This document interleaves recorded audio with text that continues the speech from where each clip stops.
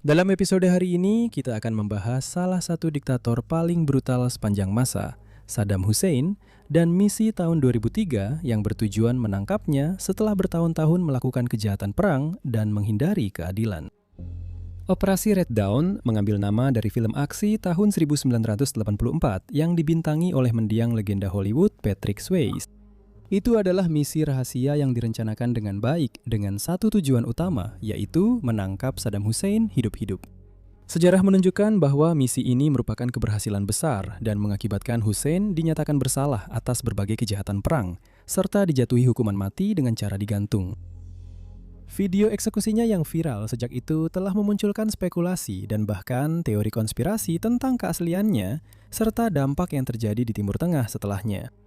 Namun, tidak ada keraguan bahwa sang tiran berhasil ditangkap selama operasi Red Dawn. Jadi, siapakah Saddam Hussein dan mengapa dia begitu penting di mata Barat? Bagaimana asal mula operasi Red Dawn dan bagaimana operasi itu dijalankan? Dan apa saja faktor-faktor yang muncul serta dampak dari penangkapannya? Atau yang lebih penting, apakah itu sepadan? Bergabunglah bersama kami saat kami melihat salah satu misi paling sukses dalam beberapa waktu terakhir, Operasi Red Dawn.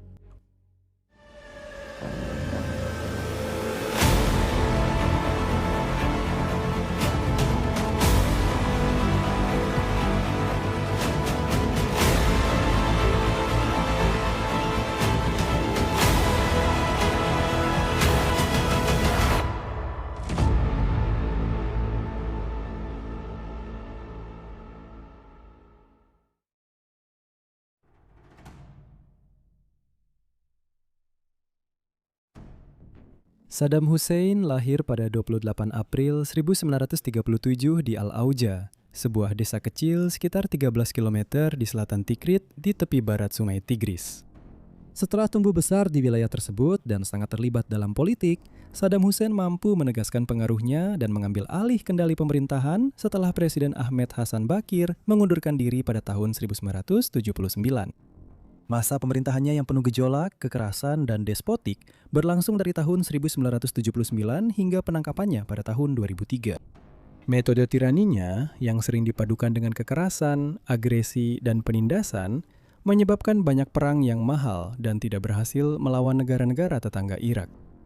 Kebutuhannya akan kekuasaan dengan cepat menyebar ke seluruh ranah politik dan dia diangkat sebagai Ketua Dewan Komando Revolusi, serta Perdana Menteri di antara jabatan lainnya.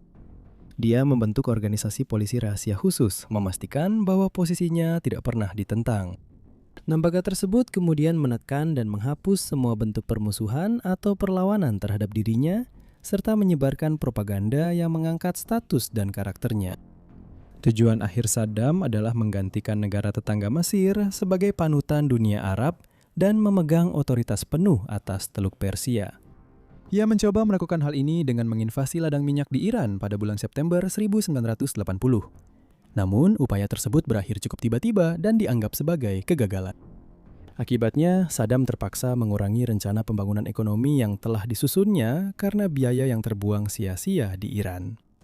Gencatan senjata akhirnya disepakati antara kedua negara pada tahun 1988 setelah bertahun-tahun permusuhan dan pertempuran di wilayah tersebut.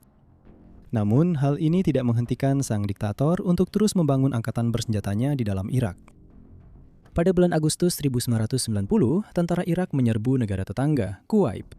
Rencana Hussein untuk memanfaatkan pendapatan minyak guna memperkuat ekonomi berujung pada diberlakukannya embargo perdagangan global terhadap Irak. Perang Teluk Persia dimulai pada 16 Januari 1991 dan berakhir 6 minggu kemudian ketika koalisi militer sekutu mengusir tentara Irak dari Kuwait. Pukulan telak dan penaklukan yang memalukan ini menyebabkan pemberontakan di dalam Irak oleh kaum Syiah dan Kurdi, sesuatu yang tidak bisa dibiarkan oleh Saddam.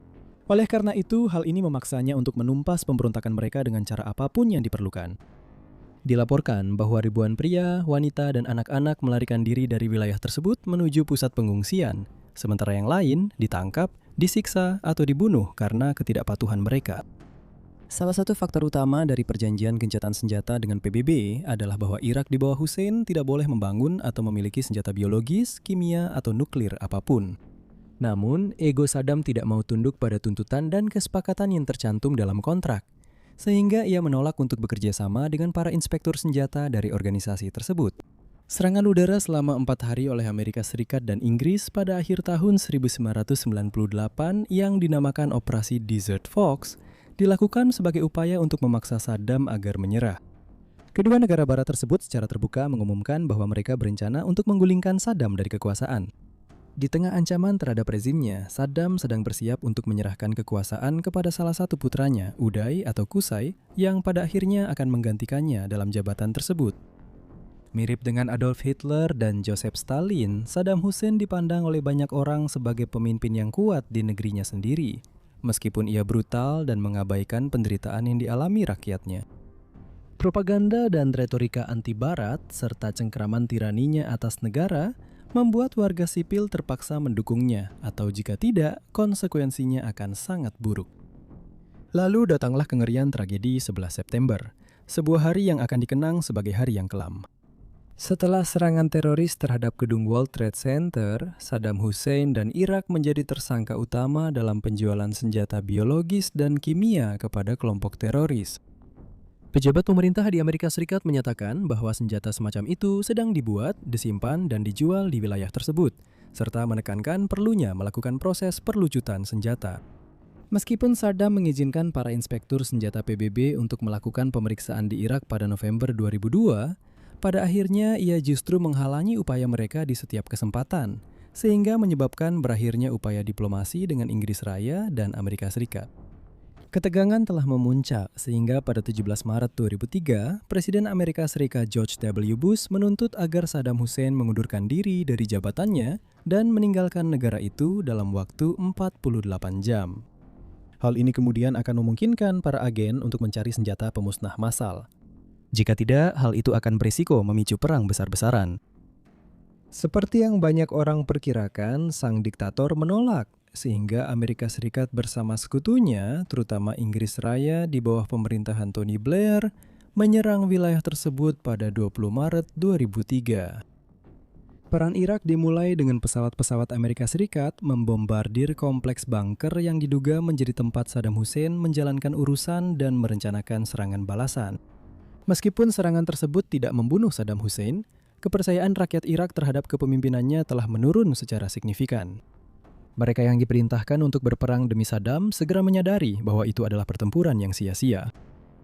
Pada tanggal 9 April, ibu kota Baghdad diduduki oleh personel militer Amerika Serikat dan memaksa Saddam untuk bersembunyi. Operasi Red Dawn dimulai tak lama setelah Saddam menghilang dari pandangan publik. Ia mampu tetap bersembunyi selama beberapa waktu dan membawa sebagian besar kas negara yang berhasil ia bawa pergi. Kedua putranya, Uday dan Qusay, akhirnya ditemukan dan tewas di kota Mosul pada tanggal 22 Juli, sebelum akhirnya Saddam Hussein berhasil ditangkap pada tanggal 13 Desember.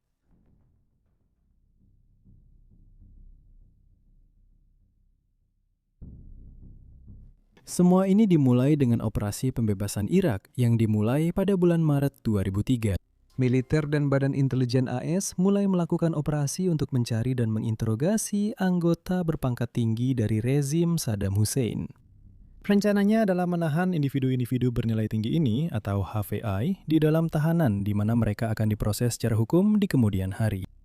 Orang-orang yang menjadi perhatian ini digambarkan dalam setumpuk kartu remi paling dicari yang terkenal yang dibuat oleh 5 pegawai Badan Intelijen Pertahanan atau DIA.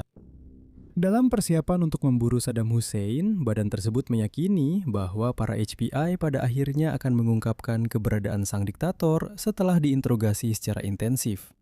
Namun strategi ini tampaknya tidak berhasil karena interrogator DIA Sersan Staff Eric Maddox mengakui bahwa hubungan antara para elit rezim lama dan Saddam Hussein mungkin merupakan pendekatan yang salah. Dia menyatakan bahwa runtuhnya negara Irak pada saat itu akan bertepatan dengan hancurnya jaringan formalnya.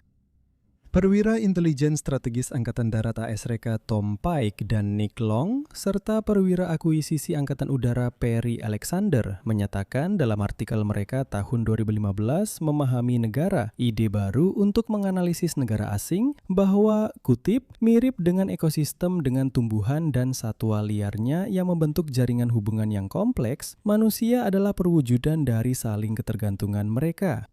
Akhir kutipan. Dengan demikian, sangat mungkin Saddam Hussein akan kembali mengandalkan kerabat atau hubungan keluarga dekat untuk membantunya dalam upaya menghindari penangkapan dan merumuskan rencana untuk mempertahankan kekuasaan dengan cara apapun yang diperlukan. Operasi militer lain dibentuk dan dipimpin oleh Eric Maddox dari Divisi Infanteri keempat, serta perwira intelijen Mayor Brian Reed dari Tim Tempur Brigade ke-1 Divisi Infanteri keempat. Satuan Tugas 121 ditugaskan untuk menangkap atau membunuh semua HVI yang telah disebutkan sebelumnya, setelah misi yang melibatkan pembunuhan putra-putra Saddam. Sayangnya, upaya mereka pada awalnya membuahkan hasil yang sangat sedikit. Kembali ke titik awal, satuan tugas tersebut menggunakan teori kompleksitas untuk membantu mereka mengidentifikasi kepada siapa Saddam bergantung secara sosial. Dengan menggunakan pengetahuan, koneksi, dan intelijen militer mereka sendiri, Reed dan Maddox menemukan, kutip, dari 214 aktor dalam jaringan keseluruhan, hanya ada 23 aktor yang memiliki hubungan langsung dengan Saddam Hussein, tutup kutip. Mereka percaya bahwa ikatan erat karena darah atau persaudaraan adalah aspek fundamental dari banyak organisasi teroris, kriminal, dan geng. Melacak dan menelusuri individu-individu tertentu membuat satuan tugas tersebut memusatkan perhatian mereka pada kampung halaman Saddam di Tikrit.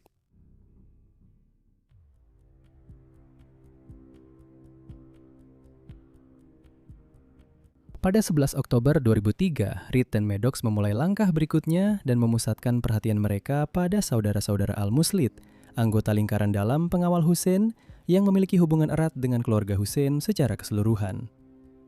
Omar Al-Muslid adalah kepala keluarga dan peternakannya digerebek, memberikan intelijen yang sangat berharga. Ibrahim Al-Muslid juga dianggap sebagai orang kepercayaan dalam keamanan Hussein yang melapor langsung kepada sang diktator. Saddam sangat mengandalkan kedua bersaudara itu untuk perlindungan, karena dia pasti sangat sadar bahwa AEK Reku akan menggunakan intelijen sinyal atau SIGIN untuk mencoba melacaknya, dan rasa paranoidnya pun semakin menjadi-jadi.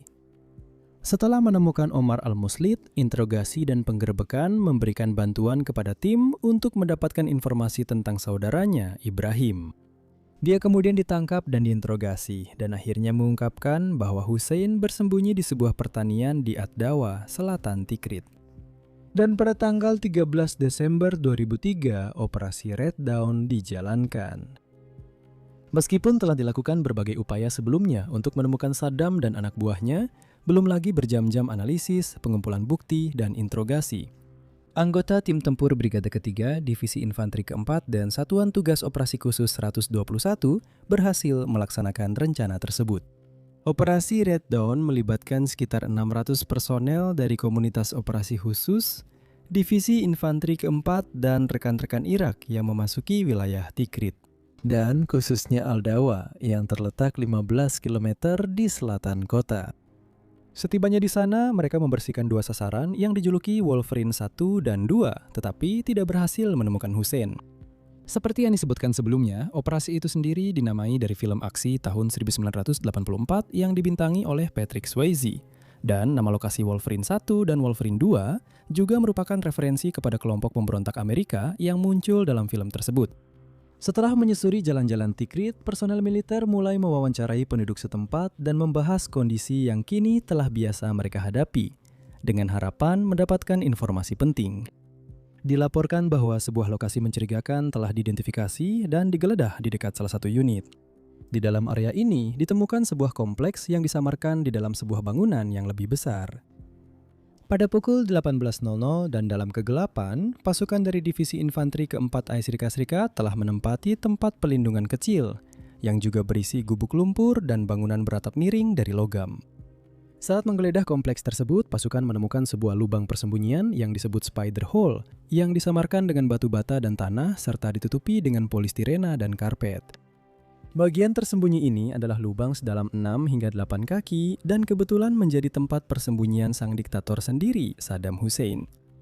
Ia ditemukan di lubang yang tersembunyi dengan sangat rapi oleh Kolonel Hickey. Kutipan, dua tangan muncul. Orang itu jelas ingin menyerah. Tutup kutipan. Saddam Hussein ditarik keluar dari tempat persembunyiannya sekitar pukul 20.36 dan digambarkan dalam keadaan bingung serta sedikit terkejut dengan situasinya. Hal ini dilaporkan oleh Mayor Jenderal Ray Odierno, Komandan Divisi Infanteri keempat. Begitu dia tahu dia sudah tertangkap, dia menyatakan dalam bahasa Inggris kepada para tentara, kutip, "Nama saya Saddam Hussein, saya Presiden Irak dan saya ingin bernegosiasi." Tutup kutipan. Dengan sedikit nada humor, Mayor Reed menjawab, "Salam dari Presiden Bush." Penghinaan terakhir bagi seorang pria yang pernah menguasai berbagai wilayah di Timur Tengah dan yang masa pemerintahannya yang penuh teror terhadap rakyatnya sendiri akhirnya berbalik menghantuinya. Juga dicatat bahwa dua rekan Saddam juga bersembunyi di dalam tempat persembunyian itu. Mereka juga ditangkap dan dibawa ke tahanan untuk diinterogasi secara mendalam.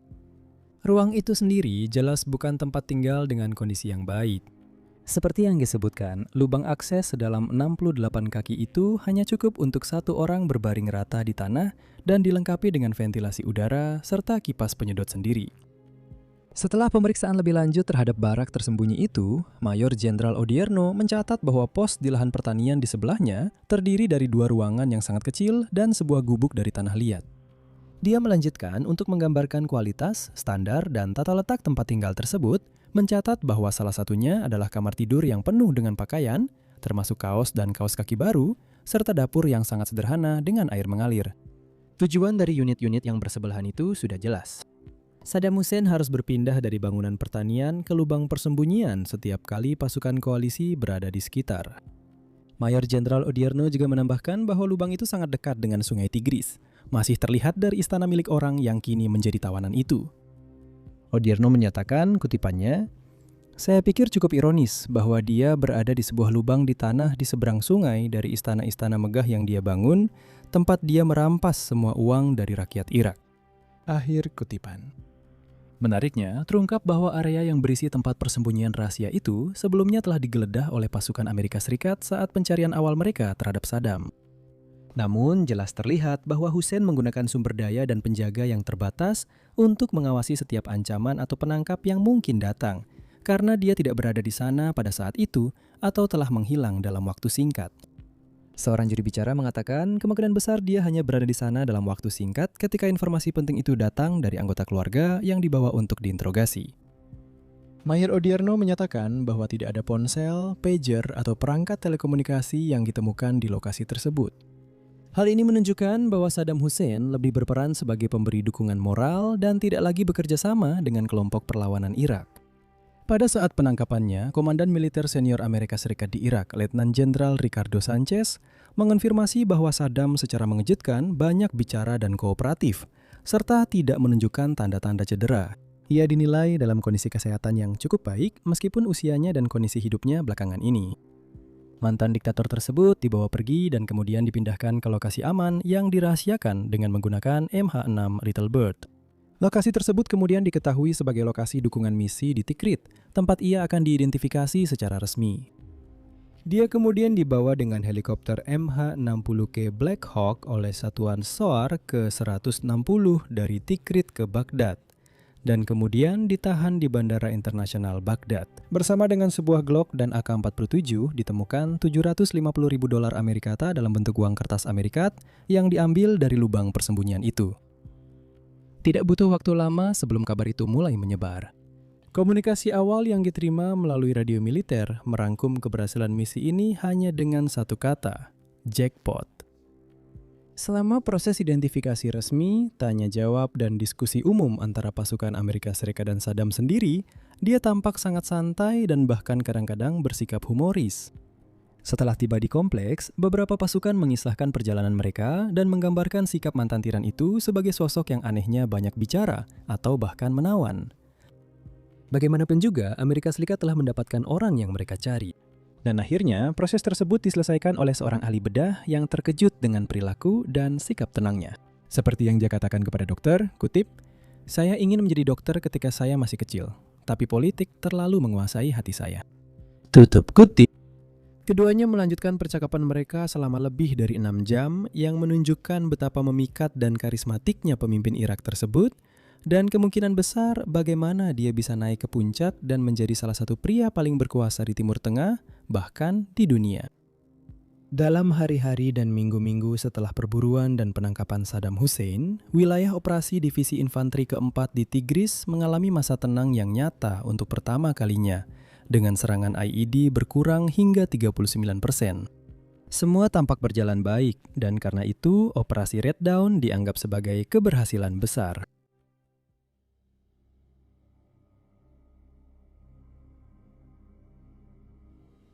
Perwira intelijen strategis Tom Pike memiliki tugas untuk memahami dan menganalisis baik Saddam maupun jaringan-jaringan yang berafiliasi dengannya. Agen-agen intelijen AS mampu, kutip, mendefinisikan, menganalisis, dan menilai suatu populasi berdasarkan sistem adaptif kompleks yang saling berhubungan dengan mereka, tutup kutip. Inilah yang terjadi ketika Satuan Tugas 121 merumuskan rencana aksi mereka dan mencari tidak hanya Hussein, tetapi juga para petinggi dari mantan elitnya. Setelah bertahun-tahun frustrasi, kematian, dan kehancuran, akhirnya, pada tanggal 30 Juni 2004, Saddam ditahan oleh pasukan militer di Camp Cropper. Ini adalah bekas fasilitas penahanan untuk tahanan keamanan yang dioperasikan oleh Angkatan Darat Amerika Serikat di dekat Bandara Internasional Baghdad di Irak. Dia ditahan bersama 11 pemimpin senior Partai Baath lainnya. Dari sana, mereka dipindahkan ke pemerintahan sementara Irak untuk diadili atas kejahatan terhadap kemanusiaan di antara pelanggaran lainnya. Dengan tetap belak-belakan dan keras kepala, Saddam berteriak dan terus-menerus menunjuk serta menusukkan jarinya dalam upaya lemah untuk menegaskan kembali komando dan kendalinya atas situasi tersebut. Sidang itu sendiri menjadi semacam tontonan dan pertunjukan, dengan hakim ketua mengundurkan diri selama proses persidangan. Salah satu terdakwa bersama Saddam dikeluarkan dari ruang sidang setelah menyebut pengadilan sebagai anak pelacur. Belum lagi pengacara Saddam sendiri yang dibunuh. Kamis Al-Baidi, yang juga mewakili saudara tiri sang diktator Barzan Ibrahim, diculik dari rumahnya dan dibunuh oleh orang-orang bersenjata tak dikenal, memicu kemarahan, teori konspirasi, dan menambah sisi tragis dari seluruh persidangan. Kemudian, beberapa minggu setelahnya, Saddam didakwa oleh Pengadilan Khusus Irak atas kejahatan yang dilakukan terhadap warga Dujail pada tahun 1982 yang diikuti oleh upaya pembunuhan terhadap dirinya yang gagal. Rincian dakwaan tersebut bervariasi tingkat keseriusannya. Ini termasuk pembunuhan 148 orang, penahanan ilegal terhadap 399 orang yang memberontak melawan apa yang disebut kepemimpinannya. Dan yang paling mengerikan, penyiksaan terhadap perempuan dan anak-anak. Sepanjang waktu itu, para pengacaranya terus bersikeras bahwa Hussein masih berkuasa dan menjadi presiden Irak, meskipun semua bukti fisik dan politik menunjukkan sebaliknya. Setelah banyak pertimbangan, aksi-aksi, pertunjukan, dan pernyataan yang penuh delusi dari mantan presiden, Saddam Hussein dinyatakan bersalah atas kejahatan terhadap kemanusiaan pada 5 November 2006 dan dijatuhi hukuman mati dengan cara digantung. Selain itu, saudara tirinya, Barzan Ibrahim, dan Awad Hamed al-Bandar, ketua pengadilan revolusioner Irak pada tahun 1982, keduanya juga dinyatakan bersalah atas tuduhan serupa dan dijatuhi hukuman mati. Saddam tidak menunjukkan emosi apapun selain memaki pengadilan dengan hinaan dan mengacungkan jarinya sebagai bentuk perlawanan. Putusan dan hukuman keduanya diajukan banding, tetapi kemudian ditegaskan kembali oleh Mahkamah Agung Irak.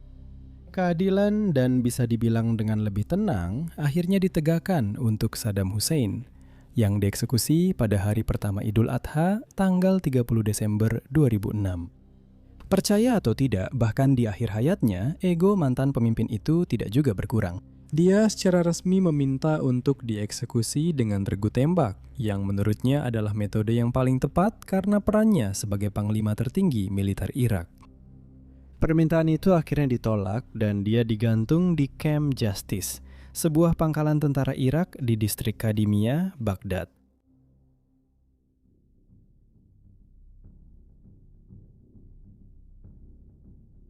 Dengan penangkapan dan eksekusi Saddam Hussein, kebanyakan orang mengira bahwa ini akan menjadi akhir dari masa pemerintahannya yang penuh kekerasan, intimidasi, dan tindakan merusak diri sendiri. Namun beberapa bukti menunjukkan bahwa sang diktator sebenarnya tidak pernah menemui ajalnya di sini. Pada tahun 2021, kantor berita milik negara Rusia Sputnik mengabarkan bahwa seorang penerjemah Irak anonim mengklaim bahwa Saddam Hussein terlihat sedang berdoa di rumah pertanian dekat lokasi di mana Amerika Serikat mengklaim telah menangkapnya. Penerjemah tersebut mengklaim bahwa semua pemberitaan itu palsu dan seluruh kisah operasi Red Dawn hanyalah rekayasa, sebuah bentuk propaganda untuk membangkitkan semangat Amerika selama perang melawan teror.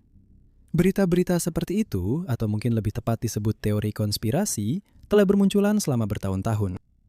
Di zaman modern ini, dengan munculnya internet, media sosial, dan teknologi AI deepfake, batas antara apa yang nyata dan yang tidak bisa sangat tipis. Namun pada saat penangkapan Saddam Hussein, penampakan dan laporan seperti ini tampak sulit dipercaya. Dan kemungkinan besar berasal dari para loyalis yang masih memandang Saddam sebagai sosok seperti dewa. Bahkan setelah penangkapannya, persidangan dan eksekusinya yang membuktikan betapa brutal dan bejatnya dia sebenarnya.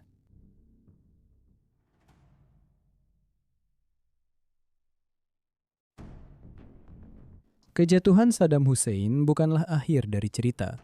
Itu adalah awal dari cerita yang jauh lebih rumit. Penangkapannya dalam operasi Red Dawn menutup babak kediktatoran brutal, tetapi juga membuka kekosongan kekuasaan yang akan sulit diisi oleh Irak selama beberapa dekade. Setelah cengkraman besi rezim Ba'ath disingkirkan, ketegangan sektarian yang lama ditekan pun muncul ke permukaan. Dan kekuatan-kekuatan baru, baik dari dalam maupun luar negeri, berlomba-lomba untuk merebut pengaruh atas masa depan negara yang terpecah itu. Dalam tahun-tahun berikutnya, Irak menjadi ladang subur bagi pemberontakan, perang saudara, dan munculnya gerakan ekstremis seperti ISIS. Beberapa orang berpendapat bahwa penggulingan Saddam menciptakan ruang bagi demokrasi, sementara yang lain berpendapat bahwa hal itu justru membuka jalan bagi ketidakstabilan yang lebih dalam. Tidak ada jawaban yang sederhana, tetapi operasi Red Dawn tetap menjadi pengingat yang jelas bahwa menyingkirkan seorang diktator tidak sama dengan membangun perdamaian. Kemenangan dalam peperangan, bahkan sekalipun dilakukan dengan sangat presisi dan dingin, jarang menjadi kata akhir. Itu hanyalah sebuah titik balik, yang gaungnya terdengar jauh melampaui medan perang.